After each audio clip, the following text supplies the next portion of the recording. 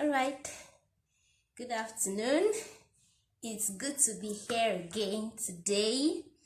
All right, this is another session where I'll be talking about womanhood. Though there are a lot of things I would have loved to start out with, but few days ago I had the opportunity to be hosted on a Facebook live session on a webinar to talk about female genital mutilation. So that is why I had to push the drive to talk about it right away on my YouTube channel. So because it's something of passion. It's something I'm very passionate about as a midwife, and it's a problem. It's a local problem. It's a national problem. It's an international problem. No continent of the world is left out. Female genital mutilation is what I'll be talking about today, and it's a concern to womanhood, and it also has a contribution during delivery for people that are pregnant. That's something that it contributes when you deliver. And even aside delivery, every day a woman goes through, almost every day, and for some people maybe twice a day, for some people 3 times a day, for some people uncountable times a day, for some people 3 times a week, you have sexual intercourse. Now imagine having to go through something when you were a child and then have to live with the consequences of that thing you went through every day of your life. Now, female genital mutilation is all the processes, all the procedures that involves doing a form of damage. Anything that has to do with genital organs. We have genital organs. We have internal genital organs, which you cannot see. They are inside your body, above the vagina. Then we have external organs that you can see. When you open your thighs, you will be able to see the external organs. Now, in between, you have your thigh, your left thigh, and your right thigh. Where your vagina is, there are lips. There are fleshy mounts on the left and on the right that cover. So when you open up the mount, you see smaller lips, tinier inside. Also a replica of the bigger ones. Then inside, you now find something we call the clitoris. That is the one that makes you feel sexual excitement. Then you have the hole for urine to come out. That's the urethral orifice. Then you have the vaginal orifice where menses come out from. The menses you go through every month. The menstrual blood, that is where it comes out from. So when we are talking about female genital mutilation, it has to do with the removal of the external genitalia, whether partly or completely. So we have different stages. We have different types. So the different types is what I will explain right now. The different types. The first type we have is the clitoridectomy. That's part removal of the clitoris. The clitoris is what makes you have sexual excitement as a woman. So when the clitoris is removed, they don't want you to have sexual excitement. This practice is deeply rooted into our culture. Very, very deeply rooted in our culture, and it's not just in Nigeria, it's not just in Africa, it happens in every continent of the world. It's just that it's much more in Africa, and the percentage of what's in Africa, the larger percentage goes to Nigeria. So for Nigeria to carry like 10% of everything that is being experienced in Africa, you should know that is actually a lot. It's actually a lot. So that's clitoridectomy, is part removal. So in the second type, we have Suna. Suna, that's the name they gave to it, but it has to do with the total removal. The first type is removal of parts of the clitoris, just part of the clitoris, and the prepuce. There's something we call prepuce, the flesh that is covering the clitoris. They remove it. So, but in the Suna, that is the type 2, they remove the whole of the clitoris completely and the prepuce. So that person does not feel any sexual excitement at all. Then in the stage 3, which is called infibulation, everything is removed. Everything is scraped, removed. Both the clitoris, the labia, the inner lips, the outer lips, they are all removed. And then they will now stitch the external part of the the two lips, the external parts, they stitch them together to close it up. So the external orifice is just plain. No, nothing is showing outside. You are not seeing the vaginal orifice, the clitoris, and the urethral orifice. You cannot see the three of them. They are all sealed together. That's the stage 3. But in the stage 4, they do that, and then they do a lot of piercings, incisions, gishiri cuts, as in different kind of they stretch the clitoris. They do all kinds of things. They even cauterize. Cauterize means like introduction of heat. You understand? They cauterize.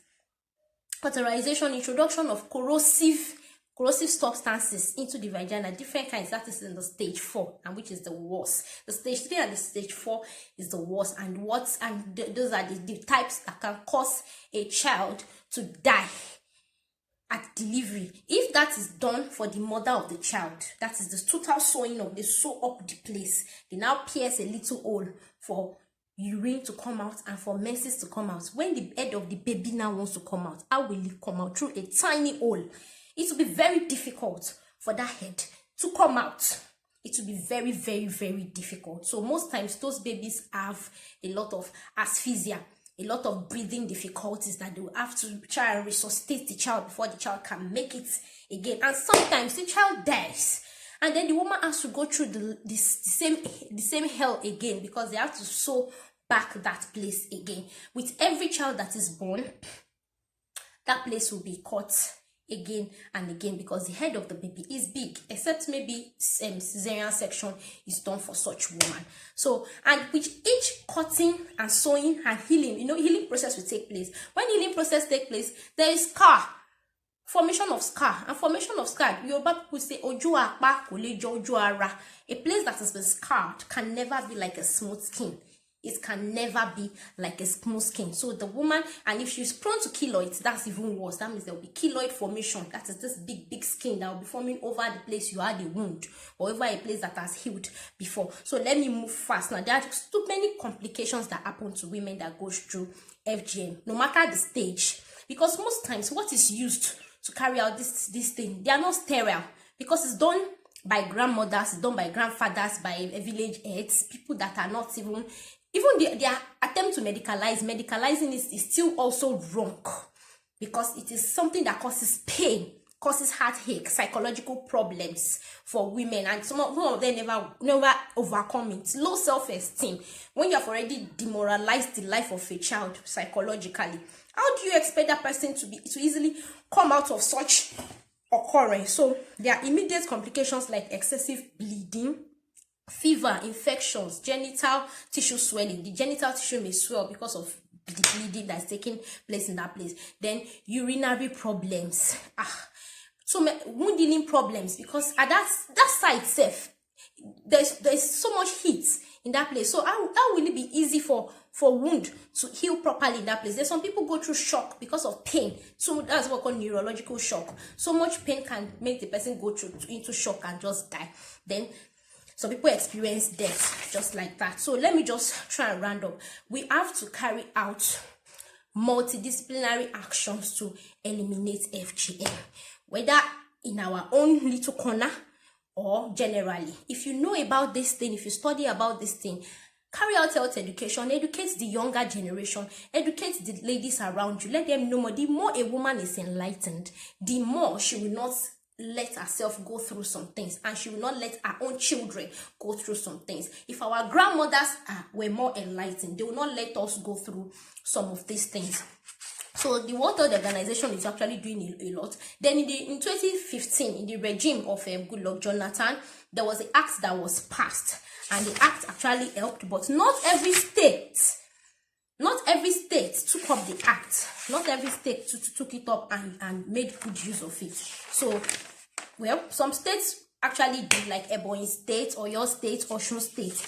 We are like 9 states that took them up. But majorly, we should encourage this thing to become universal. Let everybody fight this fight together. We should join crusades to say no to this thing being carried out on future generations of our girls. Then we should inquire about the practice in our villages, in our towns, in our area, so that we will be able to give health education, proper health education on the health effects the complications that come out of this. Some people die from this. Some people die from just infection coming out from this. So we should work together with others in our area, and then contact influential authorities that are going to help us to combat these things. Then we should also discuss with lawmakers, local representatives that can help to formulate laws to stop FGM, because not every state has taken up that act that was passed by federal governments. Not every state took it up. Then we should also support families and communities around us. Then for people that have gone through this already, let us show care. Let us show support. Let us show love to these people. That is, if you know, you should not look down on them, because it is not their fault. These decisions were taken on their behalf. But right from now, as women, as men, wherever we are, let us take the stand together against this menace and bring it to a total halt. Yes, it is already reducing, but let it be a thing of the past. Let it be a thing of the past. Thank you very much for coming and seeing this video. So I would enjoin you to subscribe to my channel to hear more beautiful things about life and about the woman, that's the pregnant woman and the woman with children. Thank you very much. Subscribe to this channel, please, and then like and share with your friends. Thank you.